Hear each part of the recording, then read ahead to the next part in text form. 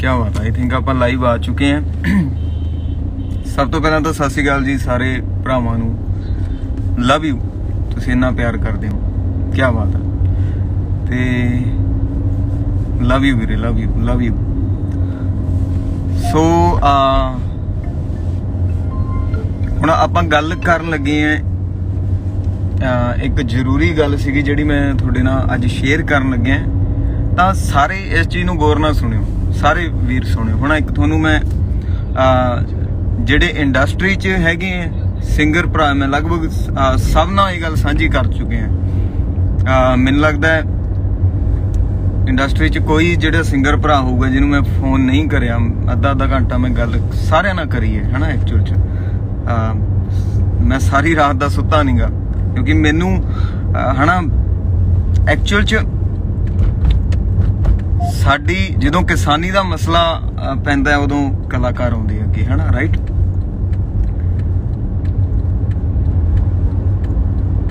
कई इदां दे मुद्दे है साडा साडी पंजाब जिहड़ा हैगा जां साडा कलाकारां नूं इन्नी क अहमियत दिंदे आ असीं, जां ओह साडे बड़े दुख सुख च नाल हुंदे आ। बट एक दुख कलाकारां दा तुहाडे नाल मैं कई गल्लां साझीਆਂ करनियां चाहुंदा अज। लॉकडाउन लगन तो पहला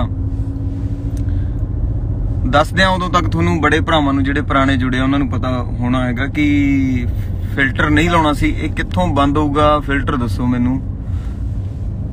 चलो छड्डो, कोई चक्कर नहीं फिल्टरां दा, है ना। ये बंद करूंगा जिन्ने चिर च गल भुल जूंगा मैं। गल करदे आपां, छड्डो। ते मेन जरूरी नहीं गा कि तुसीं मैनूं देखो, मेरी गल सुणो, ये जरूरी है ना कि जिहड़ी मैं गल तुहाडे तक पहुंचाउणा चाहुंदा। असल दे विच गल जो हैगी आ वो ये है वीरे कि जदों लॉकडाउन लग रहा सी पिछला, उदों तुहाडे भरा दे ये हालात सीगे एक्चुअल च कि यार गाने उदों तक मेरे बड़े आ चुके सी, 6-7 गाने आ चुके सी, मैनूं उन्हां दा एक पैसा नहीं आया सीगा। गुलजार साहब ने एज ए राइटर गल कर रहे, मैं as a writer as a singer भी उदों मेरे आए सी। वो तो सारे आप दी मैं लिखे गाउंदा हुंदा सीगा, बट उदों की सीन हुंदा, साडे खर्चे बड़े हुंदे आ सिंगरां दे, राइटरां दे, है ना। परसनल लाइफ च साडा इनकम दा सोर्स की हुंदा, उदों तक साडा जीरो है। अज भी एक रॉयल्टी आउंदी है, मैं जिहड़े राइटर तुसीं वीर भरा देख रहे हो, सिंगर सुन रहे हो मेरी गल नूं, है ना, म्यूजिक लाइन नाल जुड़े जिन्ने वीर भरा सुन रहे हो, सारिਆਂ ਲਈ ਇਹ ਗੱਲ हैगी है। ਜਾਂ 2 मिनट ਗੱਡੀ रोक ਲਈ अपनी, आवाज़ आउंदी होनी है ਤਾਂ ਉਹਦੀ ਇੱਕ रॉयल्टी आउंदी हैगी है, ਜਿਹੜੀ ਰਾਈਟਰਾਂ ਨੂੰ ਵੀ ਆਉਂਦੀ ਹੈ, ਸਿੰਗਰਾਂ ਨੂੰ ਵੀ ਆਉਂਦੀ ਹੈ, ਕੰਪੋਜ਼ਰਾਂ ਨੂੰ ਵੀ ਆਉਂਦੀ ਹੈਗੀ ਹੈ, ਕੰਪਨੀ ਨੂੰ ਤਾਂ ਆਬਵੀਅਸਲੀ ਆਉਂਦੀ ਹੈਗੀ ਹੈ। ਕਿਉਂਕਿ ਬਾਬੇ ਨੇ ਇੰਨੇ ਸੋਹਣੇ ਦਿਨ ਦਿੱਤੇ ਆ, ਫਿਰ ਕਿਹੜੀਆਂ ਗੱਲਾਂ ਦੇ ਓਲੇ ਰੱਖੀਏ, ਕਿਹੜੀਆਂ ਗੱਲਾਂ ਦੇ ਪਰਦੇ ਰੱਖੀਏ, ਕਿਹੜੀਆਂ ਗੱਲਾਂ ਦੇ ਓਲੇ ਰੱਖੀਏ। ਮੈਂ ਆ ਦਿਨਾਂ 'ਚ ਬੜੀਆਂ ਚੀਜ਼ਾਂ ਇਦਾਂ ਸੋਚਦਾ ਕਿ ਮੈਂ ਚਾਹੁੰਦਾ ਕਿ ਮੇਰੇ ਸਰੋਤਿਆਂ ਨਾਲ ਮੈਂ ਬੜਾ ਕਲੀਨ ਚੱਲਾਂ, ਜਿੱਥੇ ਆ ਮਾੜਾ ਹੋਇਆ ਫਿਰ, ਹੈ ਨਾ, ਕਿ ਕਿਸੇ ਨਾਲ ਨਾ ਹੋਵੇ, ਅਸੀਂ ਸਿੱਧੇ ਹੋ ਜਾਈਏ, है ना। ਹੁਣ ਮੈਂ ਤੁਹਾਨੂੰ ਜਿਹੜੀ ਗੱਲ ਦੱਸਣ ਲੱਗਿਆ ਧਿਆਨ ਨਾਲ ਸੁਣਿਓ। ਲੋਕਡਾਊਨ ਦੇ ਵਿੱਚ ਹਾਲਾਤ ਇਹ ਸੀ ਕਿ ਤੁਹਾਡਾ ਭਰਾ ਸੁਸਾਈਡ ਤੇ ਸੀਗਾ, ਤੁਹਾਡਾ ਭਰਾ ਸੁਸਾਈਡ ਤੇ ਸੀਗਾ। ਇੱਕ ਪੈਰ ਪੱਟਿਆ ਤੇ ਸੁਸਾਈਡ ਸੀਗਾ, ਪਰ ਪੱਟਿਆ ਨਹੀਂਗਾ, ਵਾਪਸ ਮੁੜਿਆ ਏ ਆਪਾਂ ਵਾਪਸ ਮੁੜਿਆ ਏ ਉੱਥੋਂ। ਪਰ 500-700 ਸ਼੍ਰੀ ਬਰਾੜ ਅੱਜ ਦਿਨੇ ਬੈਠਾ ਸੋਚ ਰਿਹਾ ਹੋਊਗਾ ਕਿ ਯਾਰ ਸੁਸਾਈਡ ਕਰਕੇ ਸਭ ਕੁਝ ਖਤਮ ਕਰ ਲਈਏ। 500-700 ਰਾਈਟਰ ਇੱਥੇ ਬੈਠੇ, ਸਿੰਗਰ ਬੈਠੇ ਸੋਚ ਰਹੇ ਹੋਣੇ ਯਾਰ ਖਤਮ ਹੋ ਗਿਆ ਸਭ ਕੁਝ। ਕਈਆਂ ਨੇ ਪੁਰਾਣੇ ਗਾਣੇ ਵੀ ਹਿੱਟ ਦੇ ਤੇ। ਇੱਕ ਮੇਰਾ ਭਰਾ ਦਾ ਮੈਨੂੰ ਨਾਮ ਯਾਦ ਆਉਂਦਾ, ਮੈਂ ਕਿਤੇ ਜ਼ਿੰਦਗੀ 'ਚ ਮਿਲਿਆ ਨਹੀਂ, ਬਟ ਮੈਨੂੰ ਹਨਾ ਜੋ ਬੰਦਾ ਲਿਖਦਾ ਗਾਉਂਦਾ ਉਹਦਾ ਬੜਾ ਪਿਆਰ ਹੈ। ਉਹਦਾ ਨਾਮ ਸੀ ਦੀਪ ਕਾਕੋਵਾਲੀਆ। ਜਿਹੜੇ ਵੀਰ ਨੇ ਲਿਖੇ ਤੁਣਕਾ ਤੁਣਕਾ ਕਰਕੇ ਗੱਡੀ ਚੜ੍ਹਦੀ ਹੁੰਦੀ ਹੈ, ਹਨਾ, ਗੁੱਡੀ ਚੜ੍ਹਦੀ ਹੁੰਦੀ ਹੈ। ਤੇ ਉਹ ਗਾਣਾ ਜਿਹੜੇ ਭਰਾ ਨੇ ਲਿਖਿਆ ਸੀਗਾ, ਜਿਹੜੇ ਭਰਾ ਨੇ ਉਹ ਗਾਣਾ ਲਿਖਿਆ ਸੀ, ਉਹਨੇ ਸੁਸਾਈਡ ਕੀਤਾ। ਕਿਉਂ ਕੀਤਾ? ਉਹਦਾ ਇੰਨਾ ਗਾਣਾ ਚੱਲ ਚੁੱਕਿਆ ਸੀ, ਉਹਦੇ ਕੋਲ ਇੱਕ ਵੀ ਪੈਸਾ ਨਹੀਂ ਆਇਆ, ਇੱਕ ਵੀ ਪੈਸਾ ਨਹੀਂ ਆਇਆ। ਉਹਦੇ ਰੈਵਨਿਊ ਨਹੀਂ ਆਇਆ ਹੋਣਾ। ਜੇ ਰੈਵਨਿਊ ਆਉਂਦਾ ਤਾਂ ਉਹਨੂੰ ਪਤਾ ਹੁੰਦਾ ਕਿ ਤੇਰੀ ਕਾਬਲੀਅਤ ਕੀ ਹੈ ਭਰਾ, ਤੇ ਤੂੰ ਪੈਸਾ ਤੈਨੂੰ ਆ ਰਿਹਾ, ਤੇਰੇ ਗਾਣੇ ਚੱਲਦੇ। ਜਦੋਂ ਰਾਈਟਰ ਸੁਸਾਈਡ ਕਰ ਰਹੇ ਕਿੰਨੇ ਜ਼ਿਆਦਾ, ਕਿਉਂ ਕਰਨ? ਸਾਡਾ ਇਨ ਫਿਊਚਰ ਜਿਹੜਾ ਸਾਡਾ ਫਿਊਚਰ ਹੈਗਾ ਉਹ ਸਿਕਿਉਰ ਕਿਵੇਂ ਹੋਊਗਾ। ਸਿੰਗਰ ਹੈਗੇ ਆ, ਰਾਈਟਰ ਹੈਗੇ ਆ, ਸਾਡਾ ਫਿਊਚਰ। ਗੁਲਜ਼ਾਰ ਸਾਹਿਬ ਨੇ ਇੱਕ ਕੇਸ ਜਿੱਤਿਆ ਸੀ ਇਸ ਚੀਜ਼ ਲਈ ਕਿ ਐਕਚੁਅਲ 'ਚ ਜਿੰਨੇ ਰਾਈਟਰ ਹੈਗੇ ਆ, ਕੰਪੋਜ਼ਰ ਹੈਗੇ, ਮਿਊਜ਼ਿਕ ਕਰਦੇ ਆ, ਇਹਨਾਂ ਦਾ ਫਿਊਚਰ ਤਾਂ ਕੁਝ ਵੀ ਨਹੀਂਗਾ।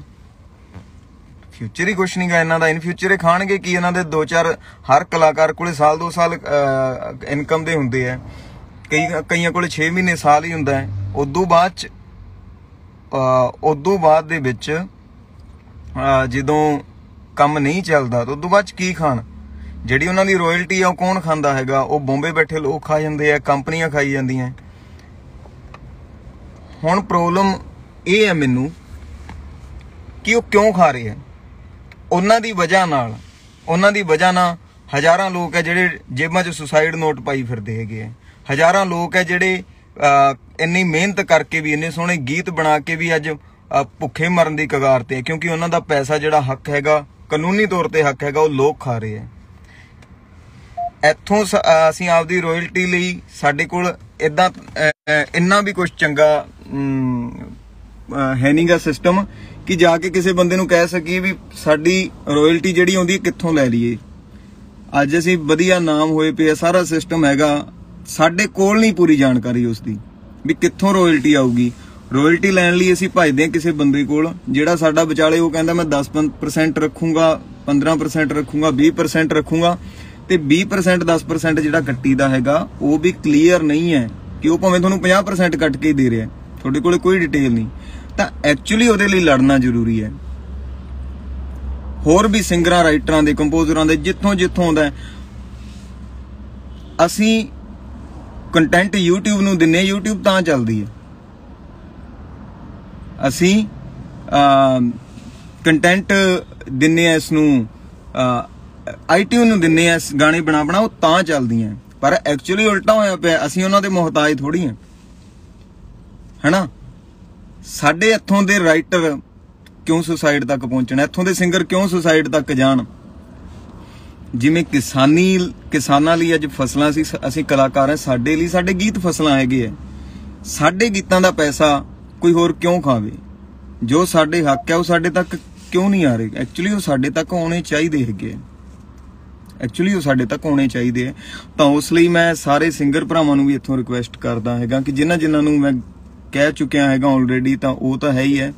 ਹੋਰ ਵੀ ਸਾਰੇ ਭਰਾਵਾਂ ਨੂੰ ਰਿਕੁਐਸਟ ਕਰਦਾ, ਇਹ ਆਪਦੇ ਹੱਕਾਂ ਲਈ ਆਪਾਂ ਜੋ ਵੀ ਮਿਲ ਕੇ ਇੱਕ ਪਰਿਵਾਰ ਵਾਂਗੂ ਜੋ ਕਰ ਸਕਦੇ ਹਾਂ, ਖੜ ਸਕਦੇ ਹਾਂ, ਇੱਕ ਥਾਂ ਤੇ ਖੜੀਏ।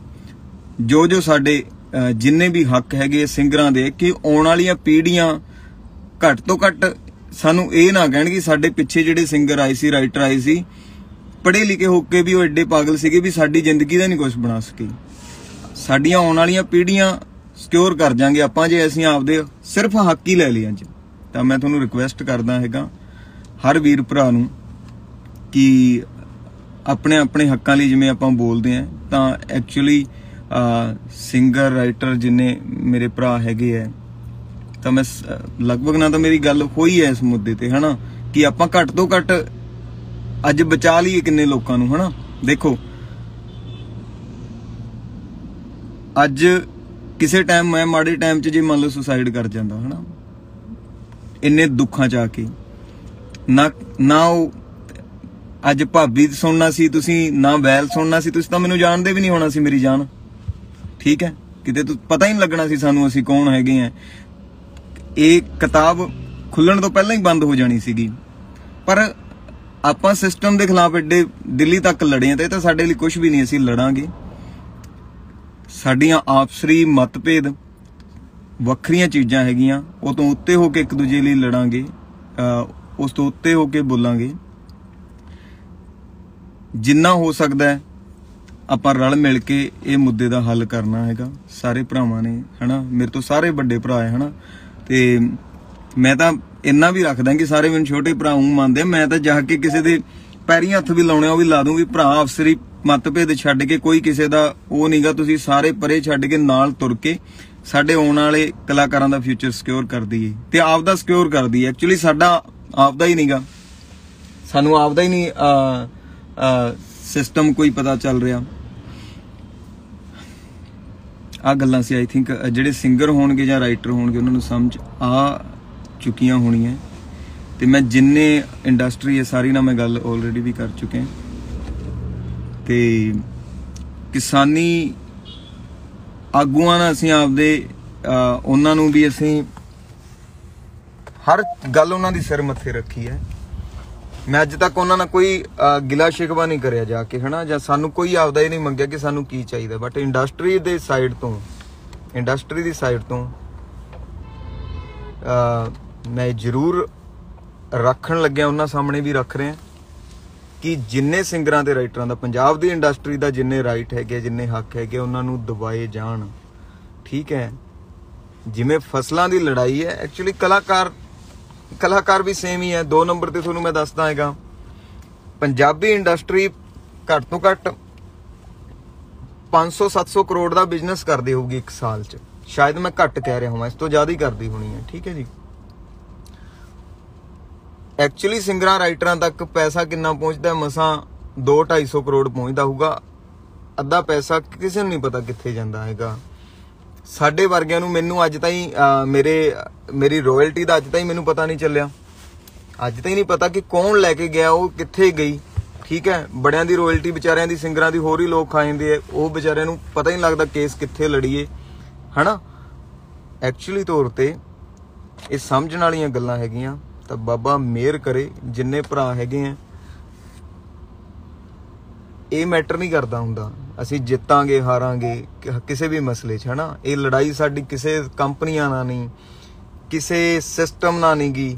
ਇੱਥੇ ਲੜਾਈ ਸਿਰਫ ਉਸ ਚੀਜ਼ ਨਾਲ ਹੈਗੀ ਹੈ ਕਿਉਂਕਿ ਸ਼੍ਰੀ ਬਰਾੜ ਨਾਮ ਤੋਂ ਮੈਂ ਚੈਨਲ ਲਾ ਲਿਆ, ਮੈਂ ਕੰਪਨੀ ਬਣ ਗਿਆ। ਤੇ ਸੇਮ ਮੈਂ ਉਹੀ ਕਰਾਂ ਕਿ ਮੈਂ ਹੁਣ ਦੂਜੇ ਸਿੰਗਰਾਂ ਨੂੰ ਮਾਰਨ ਲੱਗ ਜਾ, ਮੈਂ ਉਹਨਾਂ ਦਾ ਹੱਕ ਖਾਣ ਲੱਗ ਜਾ, ਜਾਂ ਮੈਂ ਜਿਹੜਾ ਮੇਰੇ ਕੋਲੇ ਗਾਣਾ ਲੈ ਕੇ ਆਵੇ ਤਾਂ ਕਿਉਂ ਐਜਾ ਕਰੀਏ ਵੀਰੇ? ਬਾਬੇ ਨੇ ਇੱਥੋਂ ਤਾਈਂ ਬਿਠਾਤੇ, ਇੰਨੇ ਕਾਬਲ ਕਰਤੇ। ਹੁਣ ਚੈਨਲ ਬੜੀਆਂ ਛੋਟੀਆਂ ਚੀਜ਼ਾਂ ਮੇਰੀ ਜਾਨ, ਜਦੋਂ ਤੁਸੀਂ ਬੈਠੇ ਹੋ, ਸਾਰੇ ਭਰਾ ਬੈਠੇ ਆ, ਆਪਾਂ ਨੇਰ ਪਾ ਦੇਣਾ। ਚੈਨਲ ਛੋਟੀਆਂ ਚੀਜ਼ਾਂ।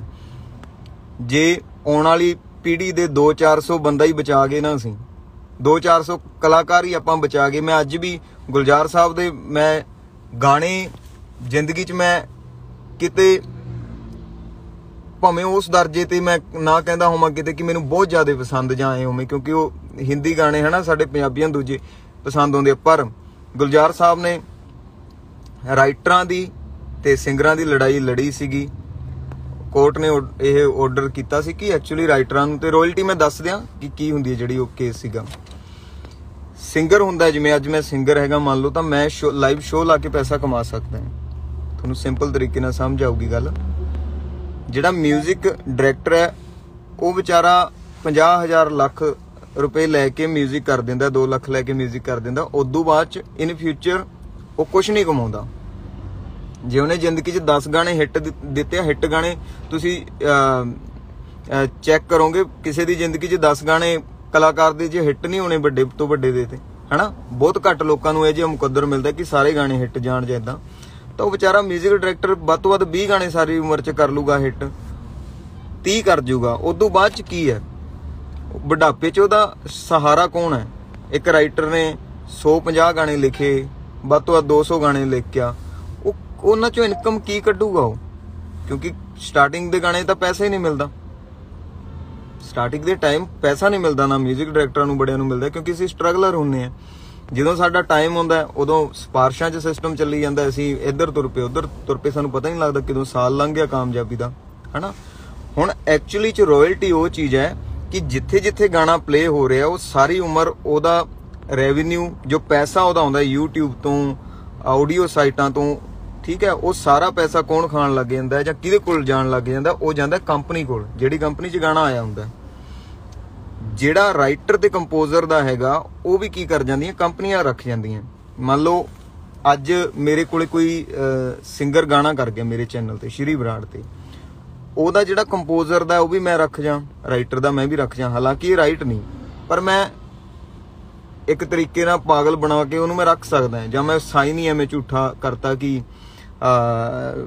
ਇਦਾਂ ਸਾਈਨ ਹੈਗਾ, ਇਹ ਐਗਰੀਮੈਂਟ ਹੈ ਤੇ ਐਂ ਕਰਕੇ ਵੀ ਮੇਰੇ ਕੋਲੇ ਰਾਈਟ ਹੈ। ਐਕਚੁਅਲੀ ਰਾਈਟ ਹੀ ਨਹੀਂ ਲੈ ਸਕਦਾ ਕੋਈ। ਜੇ ਰਾਈਟ ਲੈਂਦਾ ਉਹ ਵੀ ਜੁਰਮ ਹੈ ਇੱਕ ਤਰੀਕੇ ਨਾਲ।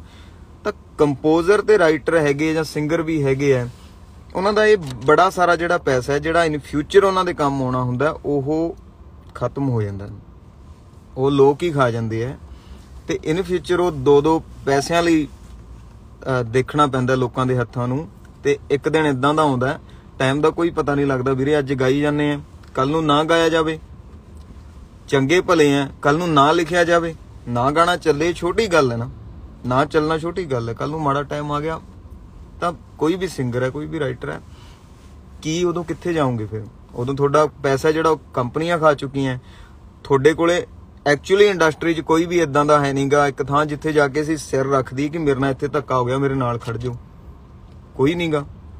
ਤਾਂ ਸਾਨੂੰ ਸਾਰਿਆਂ ਨੂੰ ਮਿਲ ਕੇ ਇੱਕ ਇਦਾਂ ਦਾ ਰਾਹ ਕੱਢਣਾ ਪੈਣਾ ਕਿ ਜਿੱਥੇ ਜਿੰਨੀ ਰਾਇਲਟੀ ਪੰਜਾਬੀ ਇੰਡਸਟਰੀ ਦੀ ਜਾਂ ਸਾਡੀ ਆਉਂਦੀ ਹੈਗੀ ਹੈ, ਇੱਕ ਥਾਂ ਹੋਊਗਾ ਜਿੱਥੋਂ ਡਾਇਰੈਕਟ ਤੌਰ ਤੇ ਕਿ ਸਾਨੂੰ ਜਿੰਨਾ ਪੈਸਾ ਆਉਂਦਾ, ਚਾਹੇ ਅਸੀਂ ਗੁਲਜ਼ਾਰ ਸਾਹਿਬ ਨਾਲ ਵੀ ਮੈਂ ਗੱਲ ਕਰਦਾ ਬੰਬੇ ਕਿ ਉਹਨਾਂ ਨਾਲ ਵੀ ਡਾਇਰੈਕਟ ਮੀਟਿੰਗ ਹੁੰਦੀ ਹੈ ਤਾਂ ਅਸੀਂ ਉਹ ਵੀ ਰੱਖਾਂਗੇ।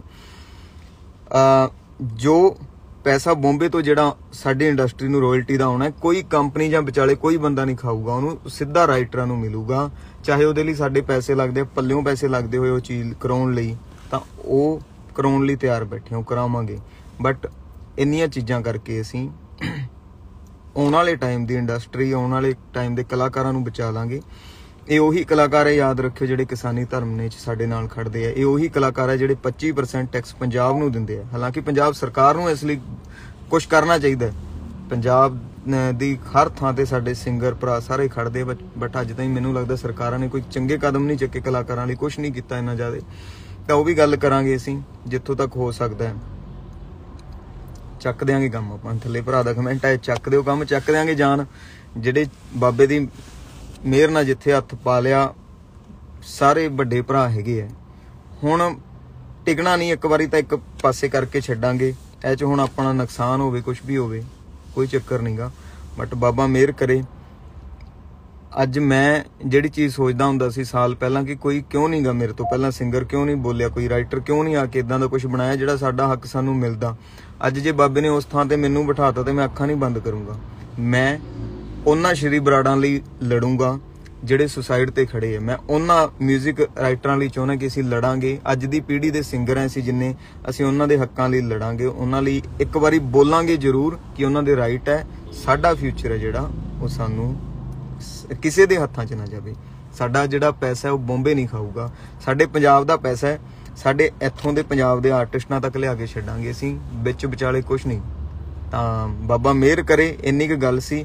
ਤਾਂ ਜਿਹੜੇ ਸਿੰਗਰ ਭਰਾ, ਜਿੰਨੇ ਵੀ ਭਰਾ ਹੈਗੇ ਆ ਹਨਾ, ਬੜੇ ਭਰਾਵਾਂ ਤੋਂ ਮੈਂ ਛੋਟਾ ਹਾਂ, ਤਾਂ ਇੰਨੀ ਕੁ ਗੱਲ ਸੁਣ ਕੇ ਮੇਰੀ ਕਿ ਵੀਰੇ ਆਪਾਂ ਰਲ ਮਿਲ ਕੇ ਇਸ ਮਸਲੇ ਦਾ ਹੱਲ ਕਰਨਾ ਹੈ ਕਿ ਆਉਣ ਵਾਲੇ ਕਲਾਕਾਰ ਹੈ ਜਿਹੜੇ ਸਿਕਿਉਰ ਕਰ ਜੀ, ਆਪਾਂ ਆਉਣ ਵਾਲੇ ਇੰਡਸਟਰੀ ਨੂੰ ਹੋਰ ਵੱਡੀ ਕਰ ਸਕੀਏ ਹਨਾ। Love you. ਤੁਸੀਂ ਇੰਨੇ ਭਰਾ ਜੁੜੇ, ਮੈਂ ਗੱਲ ਤਾਂ ਨਹੀਂ ਕਰ ਪਾਇਆ ਤੁਹਾਡੇ ਨਾਲ ਕਿਉਂਕਿ ਮੈਨੂੰ ਆਏ ਸੀਗਾ ਕਿ ਇਹ ਗੱਲ ਤੁਹਾਡੇ ਤੱਕ ਸਾਰੀ ਪਹੁੰਚੇ, ਠੀਕ ਹੈ। ਬਾਬਾ ਜੀ ਮਿਹਰ ਕਰਨ। ਲਵ ਯੂ ਵੀਰੇ, ਲਵ ਯੂ। ਸਾਰੇ ਭਰਾਵਾਂ ਦਾ ਬਹੁਤ ਬਹੁਤ ਧੰਨਵਾਦ, ਤੁਸੀਂ ਜੁੜੇ ਇੰਨਾ ਕੀਮਤੀ ਟਾਈਮ ਕੱਢ ਕੇ ਆਪਦਾ, ਠੀਕ ਹੈ। ਤੇ ਆਈ ਹੋਪ ਤੁਹਾਨੂੰ ਇਹ ਗੱਲਾਂ, ਕਿਉਂਕਿ ਵੱਖਰੀ ਸੀ, ਇੱਕ ਇੰਡਸਟਰੀ ਦੀਆਂ ਗੱਲਾਂ ਸੀ, ਬਟ ਤੁਹਾਨੂੰ ਸਮਝ ਆਈਆਂ ਹੋਣੀਆਂ ਸਾਰੀਆਂ ਗੱਲਾਂ ਹਨਾ। ਤੇ ਬਾਬਾ ਮਿਹਰ ਕਰੇ, ਚੜ੍ਹਦੀ ਕਲਾ 'ਚ ਜਿੰਦਾਬਾਦ।